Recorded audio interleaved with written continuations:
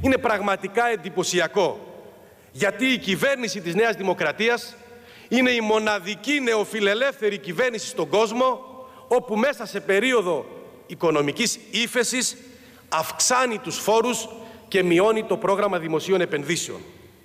Και το ερώτημα που τίθεται εύλογα είναι γιατί συμβαίνουν όλα αυτά, γιατί φτάσαμε σε αυτή την κατάσταση. Κυρίες και κύριοι συνάδελφοι, φτάσαμε σε αυτή την κατάσταση γιατί η κυβέρνηση της Νέας Δημοκρατίας εδώ και 5 χρόνια με τις νομοθετικές της παρεμβάσεις έκανε το φορολογικό σύστημα της χώρας μας πιο άδικο, πιο άνισο, πιο αδιαφανές, πιο αναποτελεσματικό και εξυπηρέτησε συγκεκριμένα συμφέροντα. Η κυβέρνηση, αφού έχει εγγράψει στο ενεργητικό της 3 τουλάχιστον αποτυχημένες δήθεν φορολογικές μεταρρυθμίσεις που οδήγησαν σε φορολογικές αδικίες και ανισότητες, σε επέκταση της φοροδιαφυγής και της διαφθοράς, σε αύξηση των οικονομικών και κοινωνικών ανισοτήτων, έρχεται σήμερα πραγματικά με τον προϋπολογισμό του 2009 να αποτελειώσει τα μεσαία και χαμηλά εισοδηματικά στρώματα.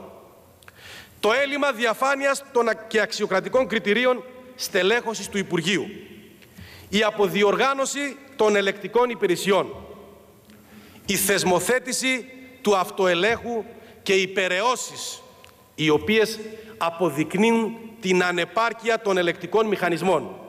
Ουσιαστικά έχουμε την κατάργηση του ελέγχου.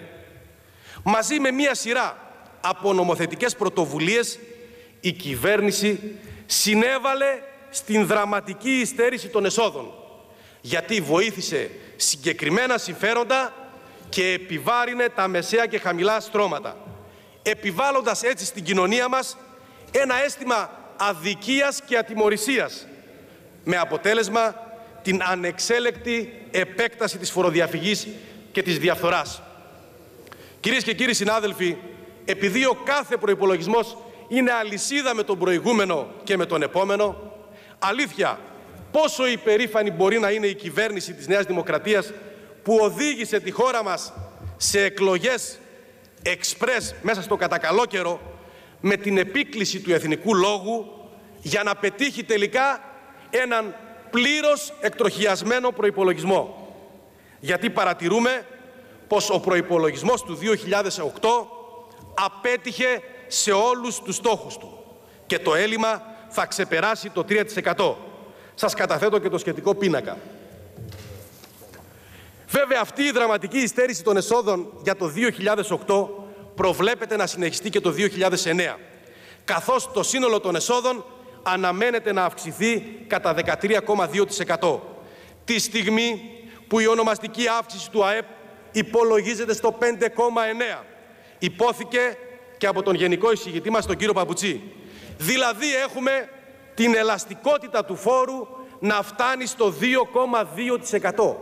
Κάτι που αποτελεί ένα υπερφιλόδοξο σενάριο, αν λάβει κανείς υπόψη του ότι τα τελευταία χρόνια ο δείκτης ελαστικότητας του φόρου στη χώρα μας ήταν κοντά στη μονάδα. Στα έσοδα του προϋπολογισμού προβλέπεται αύξηση των άμεσων φόρων κατά 18%. Οι φόροι στην περιουσία προβλέπεται να αυξηθούν κατά 58% και αυτό οφείλεται κυρίως στο ενιαίο τέλος ακινήτων που θα κληθούν να πληρώσουν εκατομμύρια μικροϊδιοκτήτες παρά τα λάθη και τις παραλήψεις. Σας καταθέτω επίσης ένα σχετικό πίνακα. Βέβαια, μελετώντας διαχρονικά τη σχέση των φόρων μεταξύ των φυσικών προσώπων και των νομικών προσώπων, παρατηρούμε ότι αυτή η σχέση επιδεινώνεται συνεχώς εις βάρος των φυσικών προσώπων. Το 2004 ήταν 62% για τα φυσικά πρόσωπα και 38% για τα νομικά πρόσωπα. Και το 2009 είναι 69% για τα φυσικά πρόσωπα και 31% για τα νομικά πρόσωπα. Σας καταθέτω και τον σχετικό πίνακα. Για τους έμεσους φόρους παρατηρούμε ότι ο ΦΠΑ προβλέπεται να αυξηθεί με ρυθμό 10,7%. Ένα ιδιαίτερα αισιόδοξο σενάριο. Αν μελετήσουμε όμως την διαχρονική αύξηση του ΑΕΠ με το αντίστοιχο ποσοστό αύξησης του ΦΠΑ από το 2003, παρατηρούμε ότι έχουμε αύξηση του ΑΕΠ κατά 34%, ενώ η αύξηση του ΦΠΑ είναι κατά 18%. Άρα προκύπτει μεγάλη υστέρηση και άρα έχουμε μεγάλη φοροδιαφυγή στο ΦΠΑ. Σας καταθέτω και τους σχετικούς πίνακες. Και τέλος, μελετώντας τη σχέση άμεσων και έμεσων φόρων, η οποία αυτή η σχέση αντικατοπτρίζει και τη φορολογική δικαιοσύνη της κυβερνητικής πολιτικής, προκύπτει ότι επί των κυβερνήσεων της Νέας Δημοκρατίας η σχέση άμεσων με τους έμεσους φόρους είναι διαρκώς επιδεινούμενη, σε βάρος βέβαια των άμεσων φόρων. Σας καταθέτω και πάλι το σχετικό πίνακα. Κυρίες και κύριοι συνάδελφοι, αν η κυβέρνηση της Νέας Δημοκρατίας ψάχνει κάποια ελαφρυντικά για την οικονομική της πολιτική, φορτώνοντας τα λάθη της και τις παραλήψεις της παλιότερα στο ΠΑΣΟΚ, τώρα στη διεθνή κρίση, για τη φορολογική της πολιτική δεν μπορεί να επικαλεστεί καμία δικαιολογία. Γιατί ο προϋπολογισμός του 2009 είναι ο τραγικός απολογισμός της αποτυχισμένης φορολογικής της πολιτικής. Γιατί η κυβέρνηση με την φορολογική της πολιτική αποδυνάμωσε τη σχέση εμπιστοσύνης μεταξύ φορολογούσας αρχής και φορολογούμενου πολίτη. Βέβαια, η τελευταία καμπάνια σας, κύριοι Υπουργοί, διαφημιστική για την ανάπτυξη της φορολογικής συνείδησης προϋποθέτει πρώτα και κύρια πολιτική υπευθυνότητα.